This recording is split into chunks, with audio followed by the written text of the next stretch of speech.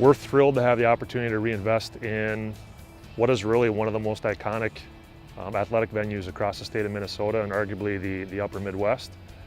A venue that has been used by our community and school district since 1934. We're embarking on the 85th fall, of activities here. So for a long time, this was a football stadium only. We added soccer competitions, in the late 70s. It's now the home to our marching band and our girls and boys lacrosse team. So it's arguably also the most visible competitive venue in the state. When you look at the crisscross of 61 and 55 here, the sunken venue, it's just really historic, it's really traditional. But like any piece of property, whether it's the homes we live in or the businesses that we run, it requires refurbishment and maintenance throughout the years to keep it up. And we're really at that stage. So we've got a number of different pieces that are going to be addressed as part of this bond project. We're thrilled to have the support of the community through the bond referendum, as well as the Planning Commission and the City Council to be able to do this. And so there are many, many hands that have been involved in taking this project on, and everyone's kind of itching to put the first shovel in the ground and kind of see how it can look moving forward. The artificial turf surface is kind of the crown jewel of the whole project, and so the natural grass field will be removed and synthetic turf will be installed. The primary motivation of that shift is well, it's a fewfold. One is you guarantee a neutral playability. So regardless of the weather, regardless of kind of the seasonal change, you've got a guaranteed surface that whether it's how the soccer ball rolls or the football bounces or how it feels under your feet, it's going to be consistent regardless of the season and certainly over time. And that's got roughly a 10 to 14 year lifespan on it right now. So we're going to be able to extend that into, really a full generation of K-12 student athletes that'll be able to come through and use it.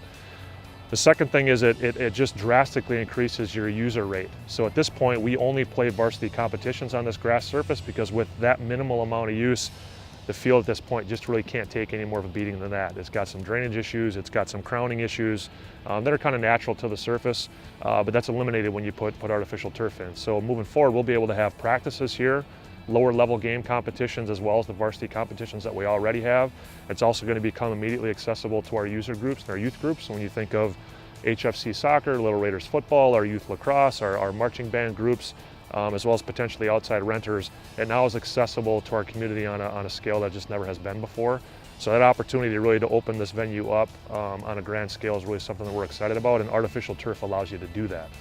That being said, our intent is really to make it look as traditional as possible. So it's going to look green, it's going to look mowed. We'll be able to have some permanent logo at center field and decorate the end zones a little bit. But yet we want it to have a traditional feel, so it still feels like you're at Todd Field and you're not in a domed stadium or something that's a little bit too obnoxious. We've tried to kind of preserve the traditional feel with the aesthetic look of what the turf will actually look like to the eye. So it's in roughly the 3.1 to 3.4 range for the entire project. Now that's not just for the turf, there's a lot of other pieces that come to it. So one thing that we've never had here at Todd Field is really a genuine entryway, a ticket building, et cetera. So we're adding a totally new structure to the west end of the stadium. We'll be paving the parking lot. We'll be renovating the concession and bathroom building, adding some bathrooms, expanding the concession services area, as well as doing some automatic lighting upgrades so that we can control the lighting remotely. And then we're shifting the press box operations from what is currently on the south side to the north side to make that more efficient, doing some sound system upgrades.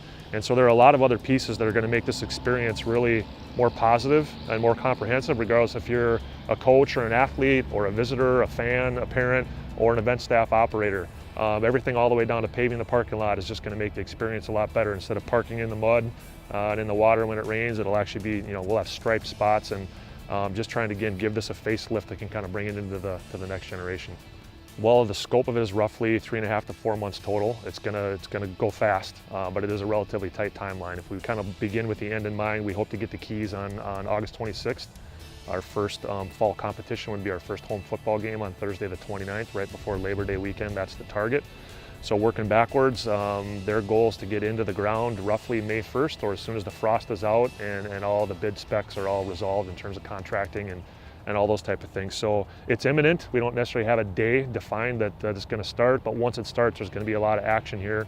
Again, everything from the inside with the turf surface all the way out to the parking lot, they're kind of working their way through. So we've got some fun ideas. We've got some good community partners. They're going to work with drones and photos and do some kind of, some captures over time, so we can kind of, bleed things together, really take the time to commemorate it. But we're excited about it, man. It's going to be fun to watch it happen.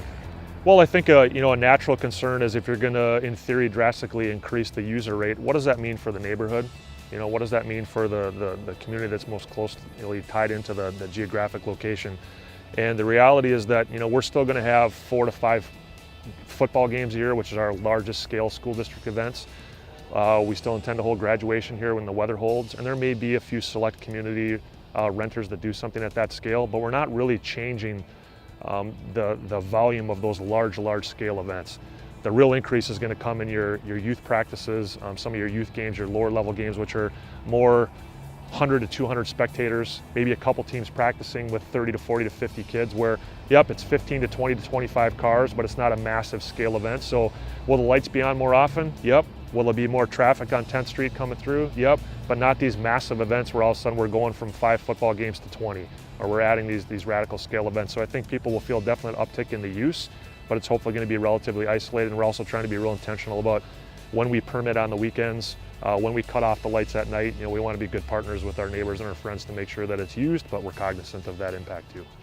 Yeah, so we've got a very generous community donor group that is purchasing a new scoreboard. It's not part of the actual scope of the bond, but people that have stepped up to kind of make that an additional enhancement.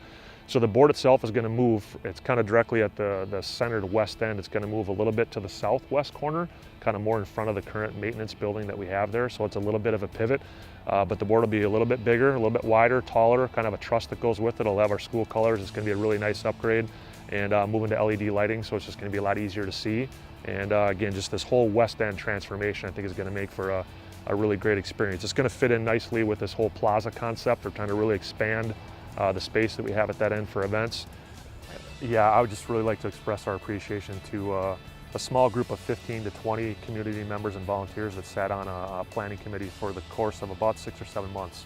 Met routinely, minimally monthly, sometimes every couple weeks, really just to take on the scope of the whole project. Everything from the aesthetics of what the ticket building might look like to the kind of turf that's actually going to go in, where we might want to orient the scoreboard. I mean, every different dynamic, they really took that on. So that was a combination of parent volunteers, current high school coaches. We have people representing arts as well as athletics, press box, our event staff, maintenance, all those different pieces. So I won't be able to name all those 20 people in the scope of this, but it's really their hard work and their investment into it that's helped this come to be what it is. The other thing I didn't mention as well is that one focus that I have too is really commemorating the story of the venue and all the community partners that have really continued to make this a desirable place for our community over the years. So we're doing some really strategic things to display the history of it, with some permanent memorials that will go up on the side of the concession stand. The other way that people have a chance to be a part of it is we've got a paver brick opportunity coming forward where people can have an opportunity to purchase on behalf of their family or their business or themselves a little piece of that Todd Field history, and we're going to have a component of that. So that's something for people to look for in May and June as we get closer. So it's just been it's a place where our community comes together, for 85 years. We want to continue that for the next 85, and this is kind of the current step with where we're at. We just look forward to having people here to enjoy it together. Awesome. Again, we're Athletic Director Trent Hanson. Trent, thanks for your time. Got it, man.